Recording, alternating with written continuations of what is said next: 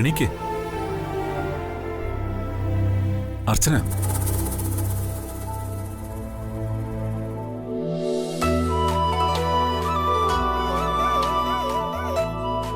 താനെന്തായി നോക്കുന്നേ? അല്ല, സച്ചേട്ടൻ ചായ? എല്ലാ ദിവസവും താനല്ലേ ചായ കൊണ്ടുവരുന്നേ. ഇന്ന് ആ പതിവ് അങ്ങ് തെറ്റിക്കാന്ന് ഞാൻ കരുതി. ദാ കുടിക്കേ. തനിക്ക് ഞാൻ സ്പെഷ്യലായിട്ട് ഉണ്ടാക്കിയതാ.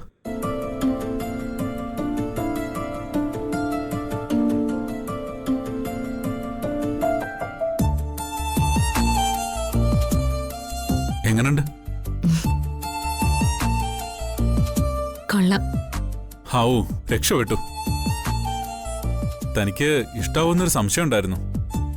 അതെന്താ അങ്ങനെ ഒരു സംശയം? ആ, ഓരോരുത്തർക്കും ഓരോ പാകമല്ലേ. കടുപ്പം കൂട്ടിയും കുറച്ചും, പാല് കൂട്ടിയും പഞ്ചസാര കുറച്ചും, അങ്ങനൊക്കെ. പക്ഷെ ഈ ചായയിലെല്ലാം പാകത്തിനുണ്ട്.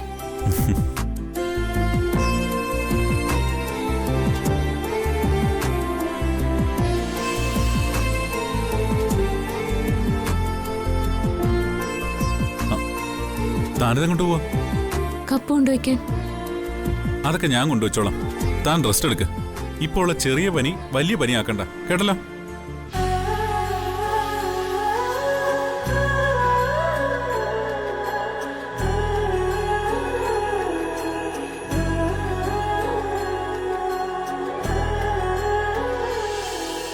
ആതിരേ, ആതിരേ, മാഷ് ആതിരെ കണ്ടോ? ഇല്ല. ചേടാ, ഈ കൊച്ചിത് എവിടെ പോയി? രാവിലെ പോകുന്നുണ്ടോ? എങ്ങോട്ട്? ആർക്കറിയാം. പോകുന്നുണ്ടപ്പോ ഞാൻ ചോദിച്ചു എവിടേക്കാ പോകുന്നതെന്ന്. എന്നൊരു നോട്ടം, ഞാൻ ദയിച്ചു പോയില്ലെന്നേ ഉള്ളൂ. അഹങ്കാരത്തിന് ഒരു കുറവുമില്ല. ഇന്നിനി രാവിലെ തുടങ്ങുവാണോ? അവളെന്തെങ്കിലും ആവശ്യത്തിന് പോയതായിരിക്കും.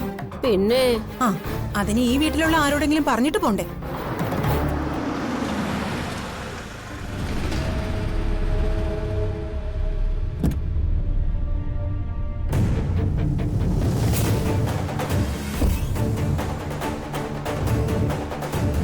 അയ്യോ, ഡോക്ടർ സന്ധ്യയല്ലേ?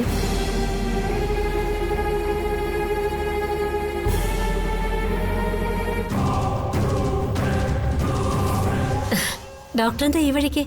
ഞാനിതിലെ പോയപ്പോ ഇവിടെ ഒന്ന് കേറിയിട്ട് പോകാന്ന് കരുതി. സന്തോഷം, വരൂ. അതെ, ഡോക്ടർ ഇരിക്കെ. ആ, ഇത് മീര, ഞങ്ങളുടെ മരുമോള. മീര, ഇതാണ് ഡോക്ടർ സന്ധ്യ. ഞങ്ങൾ പറഞ്ഞിട്ടില്ലേ? മാഷിരിക്കെ. ഇരിക്കെ. ആ മോളെ, കുടിക്കാൻ ചായ. അയ്യോ വേണ്ട, ഞാനിപ്പോ ഇറങ്ങുക. നിങ്ങൾ സംസാരിച്ചിരിക്കെ, ഞാൻ അടുക്കളയിലേക്ക് ചെല്ലാം. എനിക്ക് നിങ്ങളോട് ചെറിയൊരു പരിഭവം ഉണ്ട് കേട്ടോ.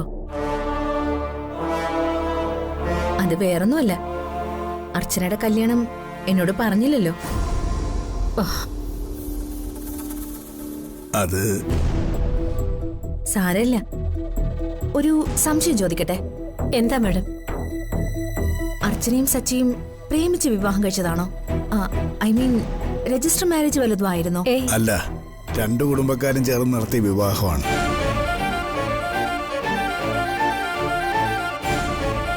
മാഡം എന്താ അങ്ങനെ ചോദിച്ചെന്ന് എനിക്ക് മനസ്സിലായി. അസുഖക്കാരി എന്റെ മോളെ വിവാഹം കഴിക്കാൻ സച്ചി എങ്ങനെ തയ്യാറായിന്നല്ലേ? ഏയ്, ഞാൻ അങ്ങനൊന്നും ഉദ്ദേശിച്ചില്ല. സച്ചിയുടെ ഭാര്യ അർച്ചനയാണെന്ന് കണ്ടപ്പോ ഇത് എങ്ങനെയെന്നൊരു ക്യൂരിയോസിറ്റി, അത്രേ ഉള്ളൂ. മാഡത്തിന് തോന്നിയ ആ കൗതുകം ആദ്യം ഞങ്ങൾക്കും തോന്നിയതാ. അവന്തികയാ ഇത് നടത്താൻ വേണ്ടി മുന്നിൽ നിന്നത്. ഞാൻ അവളെ വല്ലാതങ്ങ് ആഗ്രഹിച്ചു പോയി. എൻ്റെ സച്ചിയുടെ ഭാര്യയായിട്ട്, എൻ്റെ അനിയത്തിയായിട്ട്, നെല്ലിശ്ശേരി തറവാടിന്റെ മരുമകളായിട്ട്. അച്ചുവിന്റെ എല്ലാ കാര്യങ്ങളും അറിഞ്ഞിട്ടും? അതെ, അറിഞ്ഞുകൊണ്ട് തന്നെയാ വന്നത്. അവളുടെ കുഴപ്പമല്ലല്ലോ. ഞാൻ പറഞ്ഞിരുന്നില്ലേ, ഇന്നത്തെ കാലത്ത് അത്യാധുനിക ചികിത്സാ സൗകര്യമുണ്ട്. അതൊക്കെ ഞാൻ നോക്കിക്കോളാം.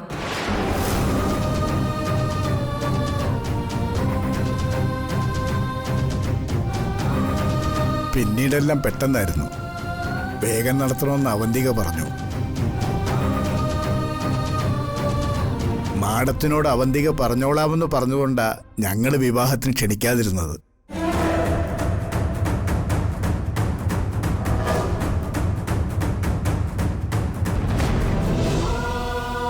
കൊച്ചുമോളുടെ കാര്യം മാഡത്തിന് അറിയാലോ.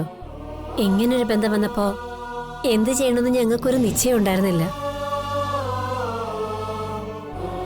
എന്നിട്ട് സച്ചിയോട് പറഞ്ഞില്ലേ ഈ കാര്യം? സച്ചിയുടെയും സേതുവേട്ടനെ കാര്യോർത്ത് വിഷമിക്കേണ്ടെന്നും അവരോടത് പിന്നീട് സംസാരിച്ചോളാമെന്നും അവന്തിക പറഞ്ഞിരുന്നു. ഞങ്ങൾ വിചാരിച്ചത് വിവാഹത്തിന് മുൻപ് തന്നെ അവന്തിക എല്ലാവരോടും സംസാരിച്ച് ഒരു ധാരണയിൽ എത്തിക്കാണുമെന്നാണ്. പക്ഷേ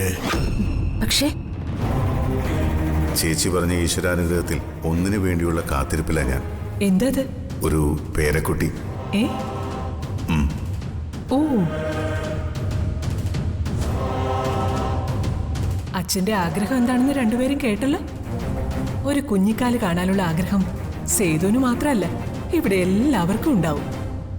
അതെ, അതിനി ഒരുപാട് വൈകിക്കണ്ട കേട്ടോ. അതിനെക്കുറിച്ച് നിങ്ങൾ അവന്തികയോട് സംസാരിച്ചില്ലേ? സംസാരിച്ചു. സച്ചിയുടെ വിവാഹം എത്രയും വേഗം നടന്നു കാണണമെന്ന് ആഗ്രഹിച്ച അച്ഛനോട് ഞാൻ എങ്ങനെ ഇക്കാര്യം അവതരിപ്പിക്കും? ഇനി അഥവാ അച്ഛനും സച്ചിയും സമ്മതിച്ചില്ലായിരുന്നെങ്കിൽ അച്ഛനെ പോലെ നല്ലൊരു കുട്ടിയെ ഈ കുടുംബത്തിന് നഷ്ടമായേനെ. അതെനിക്ക് സഹിക്കാൻ പറ്റില്ല.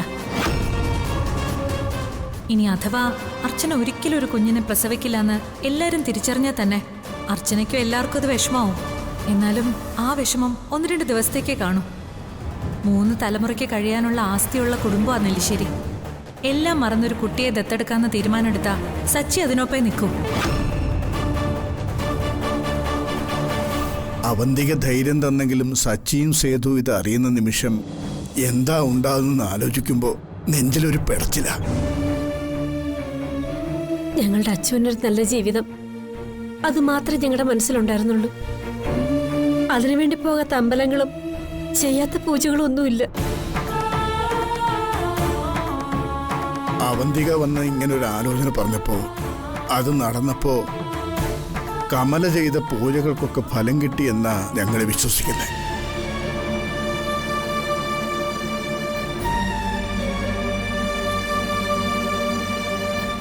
അത് സത്യം മാഡം. ദേവിക്ക് നാരങ്ങാമാല ചാർത്തി കരഞ്ഞു പ്രാർത്ഥിച്ചതിന്റെ ഫലമാണ് ഇതൊക്കെ. എല്ലാം ദുർഗാദേവി അവന്തിക മാഡത്തെ കൊണ്ട് ചെയ്യിപ്പിച്ചതായിരിക്കും. ശരിയായിരിക്കും. നിങ്ങളുടെ പ്രാർത്ഥനകളുടെ ഫലമായിരിക്കും അർച്ചനയുടെ ഈ ജീവിതം. ഞാനിതൊക്കെ വെറുതെ അറിയാൻ വേണ്ടി ചോദിച്ചെന്നേ ഉള്ളൂ. സത്യം അറിയാതെ നെല്ലിശ്ശേരിയിൽ ആരോടും ചോദിക്കണ്ടെന്ന് കരുതി. എന്നാ ഞാൻ ഇറങ്ങട്ടെ. ആ ശരി, സന്തോഷം. മാഡം, ഇതൊന്നും ആരോടും പറയരുതെന്നാ അവന്തിക പറഞ്ഞത്. മാഡത്തിന് പിന്നെ അവരുടെ എല്ലാ കാര്യങ്ങളും അറിയാവുന്നതും അവന്തികയുടെ കൂട്ടുകാരിയും കൂടെ ആയതുകൊണ്ടാണ് ഞാനെല്ലാം പറഞ്ഞത്. ഒന്നുകൊണ്ട് നിങ്ങൾ പേടിക്കണ്ട. സച്ചിയുടെയും അർച്ചനയുടെയും ജീവിതത്തിൽ ഞാൻ കാരണം ഒന്നും സംഭവിക്കില്ല. പോരെ? മതി. മാഡത്തിന്റെ അവന്തികയുടെ കയ്യില എന്റെ മോളുടെ ഭാവി. എല്ലാം ശരിയാവുന്നേ. എന്നാ ഞാൻ ഇറങ്ങട്ടെ, കുറച്ച് അത്യാവശ്യങ്ങളുണ്ട്.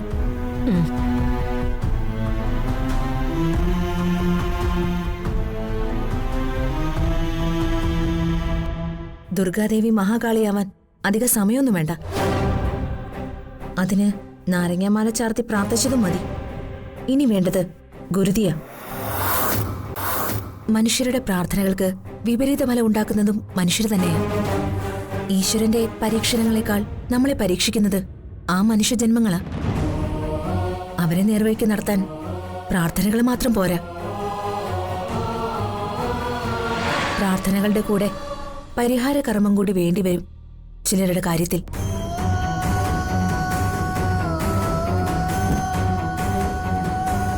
മാഡം, എന്തെങ്കിലും കുഴപ്പമുണ്ടോ മാഡം? ഏയ്, ഒരു കുഴപ്പമില്ല. നന്നായിട്ട് പ്രാർത്ഥിച്ചാൽ മതി. പെറ്റമ്മയുടെ പ്രാർത്ഥനകൾക്ക് പലതും മാറ്റിമറിക്കാനുള്ള ശക്തി ഉണ്ടാവും. ഒന്നുകൊണ്ടും പേടിക്കണ്ട. ഞാൻ ഇവിടെ വന്ന കാര്യം അവന്തികയെ ഒന്ന് വിളിച്ചു പറഞ്ഞേക്കണേ. അവൾക്ക് ഒരു വലിയ സർപ്രൈസ് ആവും.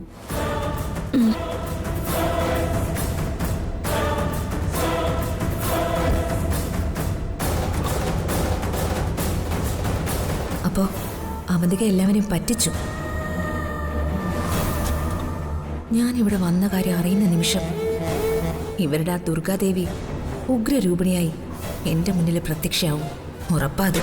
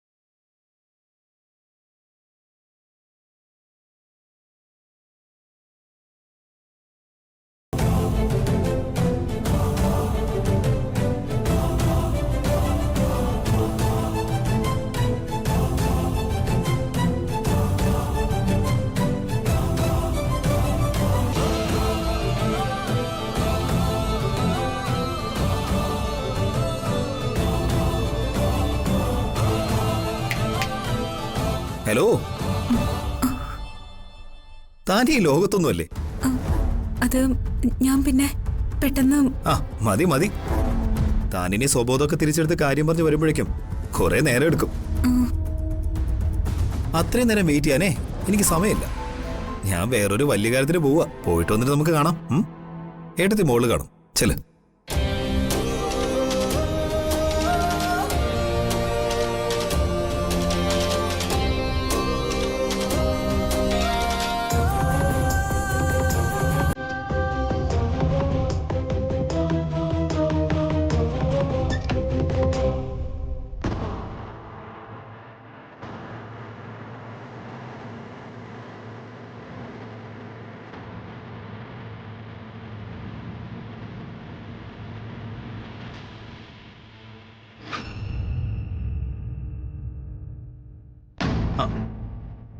ഹലോ ഹലോ, ഞാൻ വീട്ടിൽ നിന്ന് ഇറങ്ങി.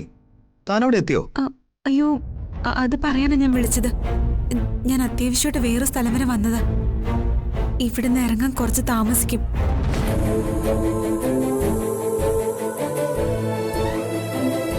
അതുകൊണ്ട് ഇയാൾ ഇപ്പൊ വരണ്ട. സമയമാകുമ്പോ ഞാൻ വിളിച്ചോളാം. അല്ല അത് ഹലോ ഹലോ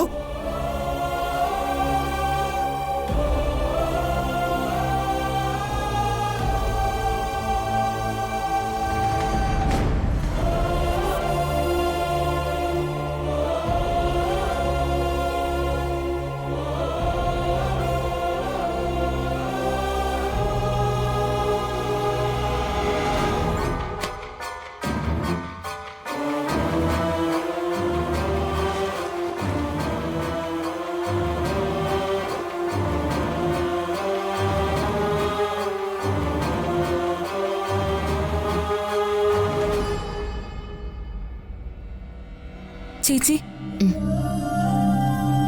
ആഹാ, വാ വാ. എന്താടി ഇത്ര രാവിലെ? അത് ഞാൻ ഒരു കാര്യം പറയാൻ വന്നത്. എന്ത് കാര്യം? സച്ചേട്ടൻ എവിടെയാ ചേച്ചി? ഇതെപ്പോ വന്നു? ഇപ്പൊ വന്നതേ ഉള്ളൂ. ചേച്ചിയുടെ കൈക്ക് എന്ത് പറ്റിയതാ? അടുക്കളയിൽ ജോലി ചെയ്തപ്പോ പറ്റിയതാ. നോക്കട്ടെ.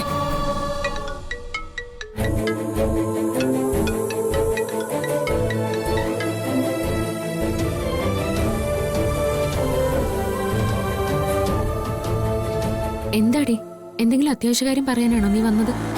വീട്ടിൽ എന്തെങ്കിലും പ്രശ്നമുണ്ടോ? അവിടെ പ്രശ്നമൊന്നുമില്ല. ഞാൻ പറയാം. അത് വേറൊരു കാര്യം.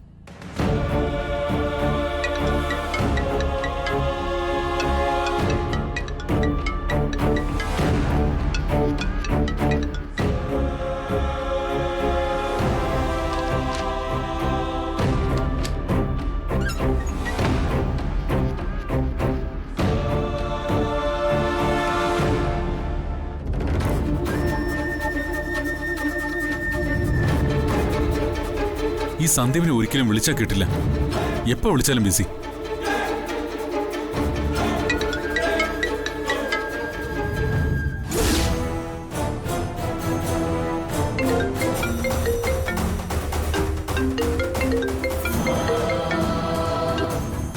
ഹലോ ഏട്ടാ, നീ ഇതെവിടെയാ? ഞാനിവിടെ വീട്ടിലുണ്ട്. ആ, എന്റെ റൂമിലേക്കൊന്ന് വന്നേ വേഗം. ശരി.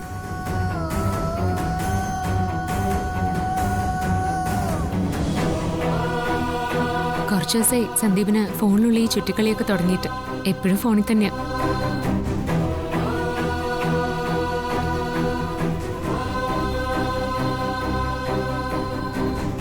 നിന്നെ എന്താടാ ഇപ്പൊ എപ്പോ വിളിച്ചാലും കിട്ടാറിയില്ല? എപ്പോഴും ഫോണിൽ സംസാരമാണെന്ന് കേട്ടല്ലോ. അങ്ങനൊന്നുമില്ല ഏട്ടാ. അങ്ങനൊന്നും ഇല്ലെങ്കിൽ നല്ലത്. ദാ, സൈറ്റിൽ പോകുന്ന വഴിക്ക് കോർപ്പറേഷൻ ഓഫീസിൽ കയറി ഈ ഫയല് ജയചന്ദ്രൻ സാറിനെ ഏൽപ്പിക്കണം. എന്നിട്ട് സാറ് തരുന്ന പേപ്പേഴ്സുമായിട്ട് നേരെ ഓഫീസിലേക്ക് വരണം. ഏട്ടാ, ഇന്ന് ഞാൻ സൈറ്റിൽ പോകുന്നില്ല. പോകുന്നില്ലേ? അതെന്താ?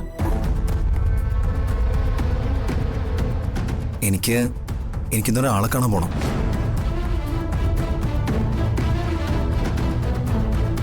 അത് നാളത്തേക്ക് മാറ്റി വെച്ചൂടെ? ഇന്ന് നിന്നെ കൊണ്ട് വേറെ ചില അത്യാവശ്യങ്ങൾ കൂടി ഉണ്ടായിരുന്നു. ഇന്ന് എന്തായാലും പറ്റില്ല. ഞാൻ ചെല്ലാന്ന് വാക്ക് കൊടുത്തുപോയി. ആ ആളോട് ഇന്ന് വരാൻ പറ്റില്ല എന്ന് പറഞ്ഞ പോരെ? അതൊന്നും പറ്റില്ല. എനിക്ക് പോയേ പറ്റൂ. അത്യാവശ്യമാണെങ്കിൽ അവൻ പോട്ടെ സച്ചേട്ടാ. കോർപ്പറേഷൻ ഓഫീസിൽ നാളെ പോവാലോ. ഇല്ലെങ്കിൽ മറ്റാരെങ്കിലും വിടാം. നീ വയ്ക്കോ. എന്നാ ഞാൻ ഇറങ്ങട്ടെ. നിങ്ങൾ സംസാരിച്ചിരിക്കും. പോട്ടെ.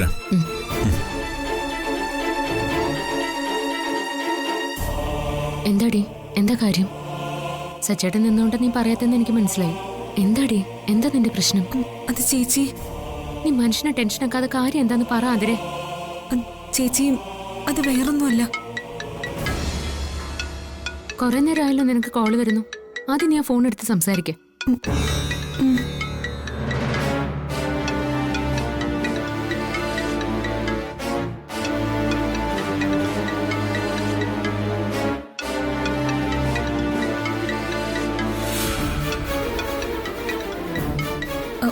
ഹലോ. എത്ര നേരം ഞാൻ തന്നെ വിളിക്കുന്നു. താനിത് എവിടെയാ? ഞാൻ ഇവിടെ തന്നെ നിൽക്കുന്നതേ ഉള്ളൂ. കുറച്ചുകൂടി വൈകും. കാണാന്ന് ആഗ്രഹിച്ചിട്ട്.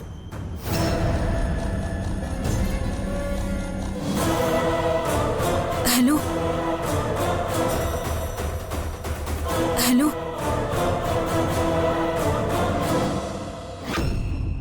തനിക്ക് പറഞ്ഞിട്ട് എന്തിനാ? ആരെയോ കാണണോന്ന് ആഗ്രഹിച്ചെന്നൊക്കെ ഫോണിൽ പറയുന്നത് കേട്ടു. എന്നെ കണ്ടപ്പോ സംശയാസ്പദമായ രീതിയിൽ കോൾ കട്ട് ചെയ്യുകയും ചെയ്തു. അതുകൊണ്ട് ചോദിച്ചതാ. പലപ്പോഴും ഞാൻ തന്നോട് പറഞ്ഞിട്ടുണ്ട് എന്റെ സ്വകാര്യതയിൽ കടന്നു കയറരുതെന്ന്. അതിന് സന്ദീപിന് എന്താ ഇത്ര സ്വകാര്യത? എന്തെങ്കിലും ഉണ്ടെങ്കിൽ എന്നോട് ഷെയർ ചെയ്തൂടെ? അതിന് മാത്രമുള്ള ബന്ധം നമ്മൾ തമ്മിലുണ്ടെന്ന് ഞാൻ വിശ്വസിക്കുന്നില്ല. ഒരു ഫ്രണ്ടായിട്ട് പോലും ഞാൻ തന്നെ പരിഗണിച്ചിട്ടില്ല.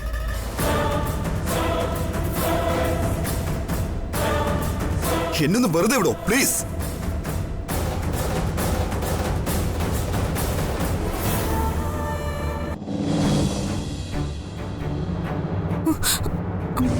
എന്തു പറ്റി അതിരെ? വന്ന നേരം മുതലേ നീ ആകെ മൂഡ് ഓഫ് ആണല്ലോ. അത് വേറൊന്നുമല്ല ചേച്ചി. എൻ്റെ ഒരു കാര്യത്തില് എനിക്കൊരു തീരുമാനം എടുക്കാൻ പറ്റുന്നുണ്ടായിരുന്നില്ല. ചേച്ചിയോട് കൂടി ചോദിക്കാതെ കരുതി. എന്താ കാര്യം? ഞാൻ പറയാം. എനിക്കിപ്പോ തോന്നുന്നു അതിനുള്ള സമയമായിട്ടില്ലാന്ന്. എൻ്റെ തീരുമാനങ്ങളൊക്കെ എനിക്കൊന്നുകൂടി ഉറപ്പുവരുത്താനുണ്ട്. ഞാൻ ചെയ്യുന്ന പ്രവൃത്തികള് എനിക്കൂടി ബോധ്യപ്പെടണമല്ലോ. എന്തൊക്കെയാടി പറയുന്നേ? ഞാൻ പിന്നീട് ചേച്ചിയോടെല്ലാം വന്ന് പറയാം.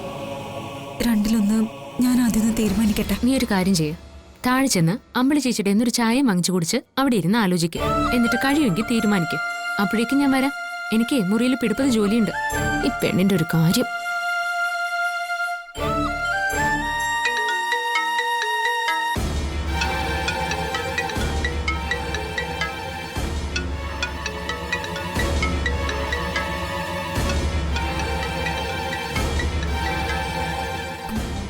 ഹലോ, താനിത് എവിടെയാടോ? എപ്പോഴാ ഫ്രീ ആവുന്നെന്നെങ്കിലും ഒന്ന് പറയോ? എന്നിട്ട് വേണം എനിക്ക് നമ്മൾ പറഞ്ഞ ജവഹർ നഗറിലേക്ക് പോവാൻ. അത് ഇന്നിനിപ്പോ കാണണോ? വേറൊരു ദിവസം സൗകര്യം പോലെ കണ്ടാ പോരെ. ഇയാൾക്ക് വേറെന്തെങ്കിലും ജോലി ഉണ്ടെങ്കിൽ ഇനി വെയിറ്റ് ചെയ്യണ്ട. എടോ, എന്റെ ഇന്നത്തെ പരിപാടികളെല്ലാം ഏട്ടനോട് പറഞ്ഞ് ഞാൻ ക്യാൻസൽ ചെയ്ത് കഴിഞ്ഞു. ഇതിപ്പോ കാണണമെന്ന് എനിക്ക് മാത്രമേ ആഗ്രഹമുള്ളൂ. അയ്യോ, അങ്ങനെയല്ല. ഞാൻ നല്ല മൂഡിലല്ല, അതാ. നമ്മൾ തമ്മിൽ കാണുമ്പോ മൂടൊക്കെ താനേ ശരിയായിക്കോളും. കാത്തിരുന്ന് താൻ എന്റെ മൂട് കളയാതിരുന്നാ മതി.